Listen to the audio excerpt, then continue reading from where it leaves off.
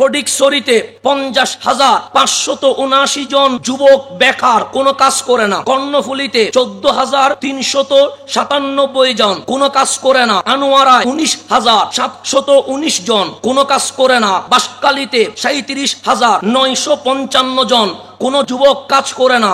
বোয়ালখালীতে 15,995 জন যুবক বেকার রয়ে গেছে।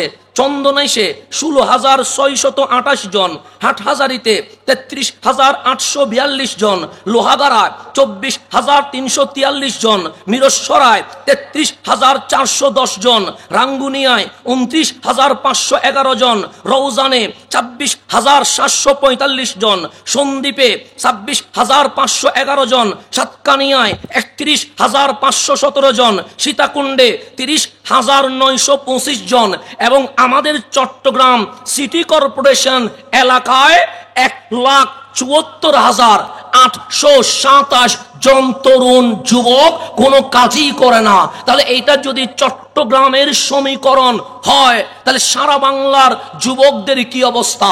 এখন আসেন গভীরভাবে খেয়াল করবেন। চট্টগ্রামের রিপোর্ট বলছে যুব সমাজ খারাপ হচ্ছে কেন?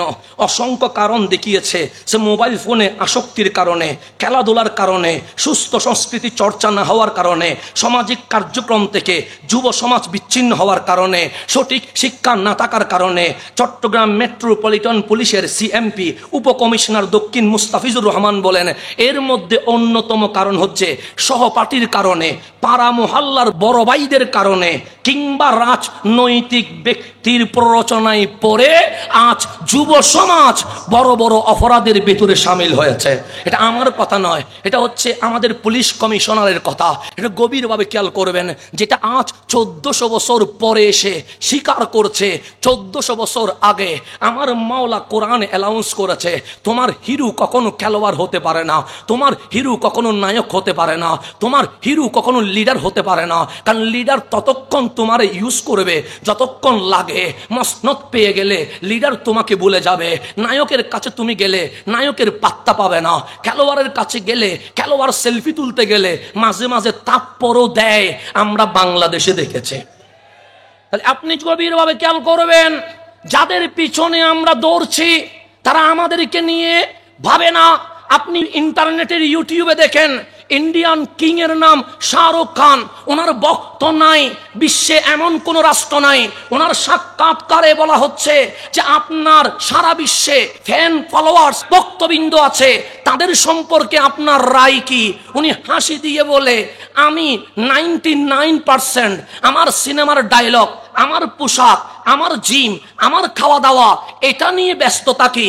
1% আমার ফ্যামিলি, সন্তান, আপনজন নিয়ে ভাবি, ভক্ত নিয়ে ভাববার আমার সময় নাই।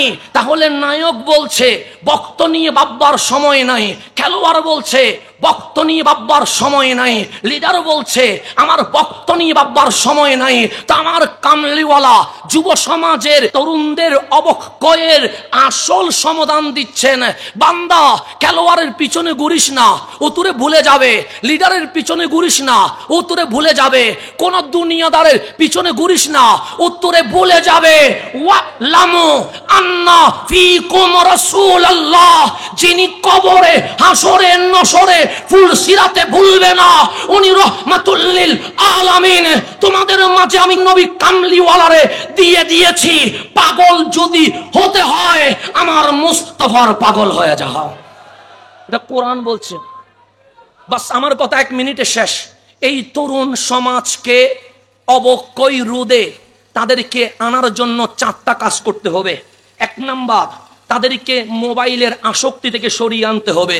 2 নাম্বার, সঙ্গী নির্বাচনে তাদেরকে সাবধান থাকতে হবে। 3 নাম্বার, ইসলামী শিক্ষায় শিক্ষিত করে তারপর সাধারণ শিক্ষা দিতে হবে। 4 নাম্বার, কর্মসংস্থান ও শিক্ষায় মেধাবীদেরকে মূল্যায়ন করতে হবে। তাহলেই যুব সমাজ অবক্ষয় রোধ থেকে ফিরে এসে তরুণ বাংলার, তরুণ সমাজে সোনার বাংলাদেশ গঠন করবে।